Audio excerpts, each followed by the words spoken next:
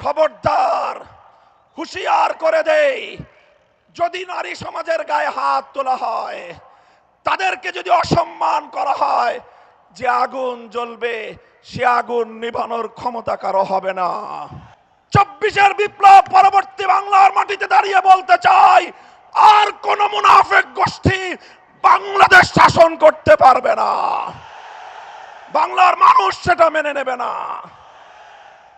এরপরে শুরু করলো আরেক ভয়ঙ্কর সন্ত্রাসী কার্যকলাপ।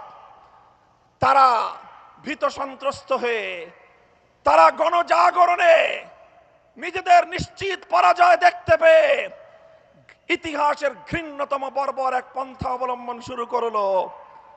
আমার মায়েরা, আমার বোনেরা, আমার মেয়েরা, তারা জনগণের পক্ষে নির্বাচনের ক্যাম্পেইন করার জন্য। আমি বলে যাই, যদি কেউ আমার মায়ের কোনো গায়ে হাত তোলার চেষ্টা করে, যদি কেউ আমার কোনো বোনের দিকে চোখ তুলিয়ে চোখ বড় করে তাদের দিকে ভিন্ন দৃষ্টিতে তাকাবার দুঃসাহস দেখায়, কেউ যদি আমার কোনো মেয়ের ইজ্জতের হিজাব নিয়ে টানাটানি করার চেষ্টা করে, আমি বলে যাই, সে হাত ভেঙে গুড়িয়ে দেবেন, সে চোখ উপড়ে ফেলবেন। মায়ের ইজ্জত রক্ষা করার জন্যে, বোনের ইজ্জত রক্ষা করার জন্যে আমি বলি, আমি কোনো আইন মানব না, আমি বিদ্রোহ করব। গোটা বাংলাদেশে আগুন জ্বলবে, আগুন।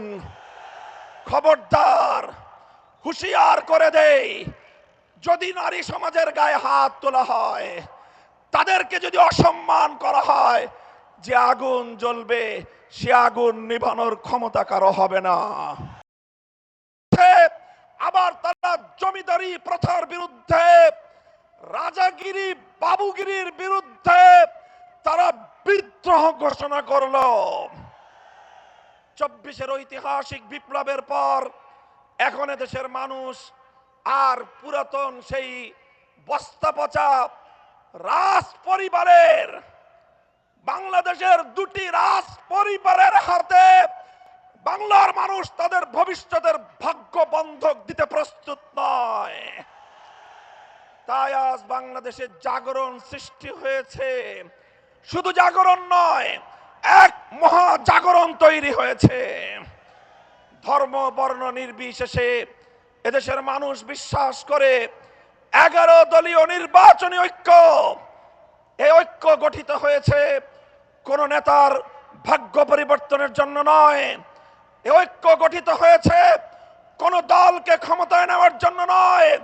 এই ঐক্য গঠিত হয়েছে কোন জোটের স্বার্থ সিদ্ধির জন্য নয়। 11 দলীয় নির্বাচনী ঐক্য গঠিত হয়েছে বাংলার 18 কোটি মানুষের কাছে তাদের অধিকার বুঝিয়ে দেওয়ার জন্য। তাই আজ এই গণজোয়ার, এটা দেখে অনেকের মাথা খারাপ হয়ে গিয়েছে। এখন তারা পাগলের মতো প্রলাপ বকতে আরম্ভ করেছে। কি করবে তারা দ্বিধাহীন, তারা দ্বিধাদ্বন্দ্বে ভুগছে। কখনো তারা প্রকাশ্যে বলে গণভোটে হা ব্যালটে ভোট দেওয়ার জন্য, আবার তলে তলে বলে না ব্যালটে ভোট দেওয়ার জন্য।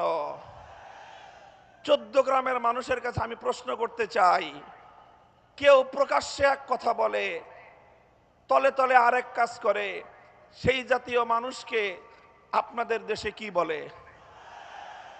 জোরে বলেন, কি বলে?